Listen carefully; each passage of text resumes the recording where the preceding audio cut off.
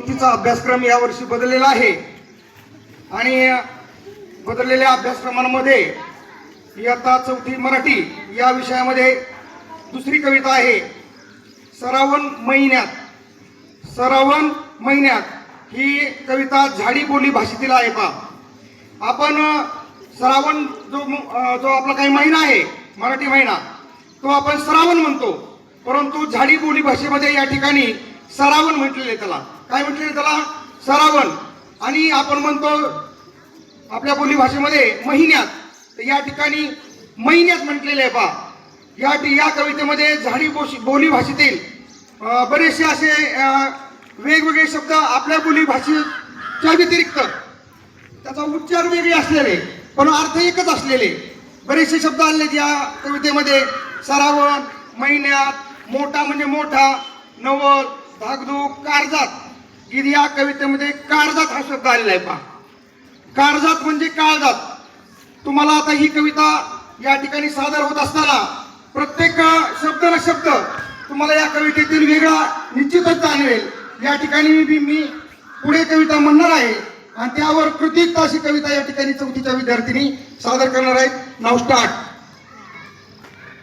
श्रावण महिन्यात होते मोठाच नवल श्रावण महिन्यात होते मोठाच नवल सात रंगाचं तोरण कसा अपारी चोवल सात रंगाचं तोरण कसा अपारी चोवल श्रावण महिन्यात ढगा ढोल वाजवती श्रावण महिन्यात ढगा ढोल वाजवती कारजात दाक दुक इजा किल्लर करती कारजात दाक दुक इजा किल्लर करती श्रावण महिन्यात पाक फुलवते मोर श्रावण महिन्यात पाक फुलवते मोर नाच थाटात माटात संगा धरून लांडोर नाच थाटात माटात संगा धरून लांडोर श्रावण महिन्यात पाणी भुरुक भुरुक श्रावण महिन्यात पाणी भुरुक भुरुक कानी बेपत्याचा गाणा राती डुरुक डुरुक कानी बेपत्याचा गाणा राती डुरुक डुरुक श्रावण महिन्यात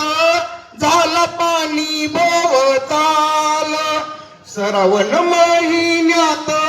झाला पाणी भोवताल धारा नाचत नाचत थेंबा धरते ताल धारा नाचत नाचत थेंबा धरते ताल श्रावण महिन्यात होते मोठाच नवल श्रावण महिन्यात होते मोठाच नवल सात रंगाचं तोरण कसा बारी चोवल सात रंगाचं तोरण कसा बारी चोवल सात रंगाचं तोरण कसा बारी चोवल धन्यवाद टाळ्या वाजवा जोरात.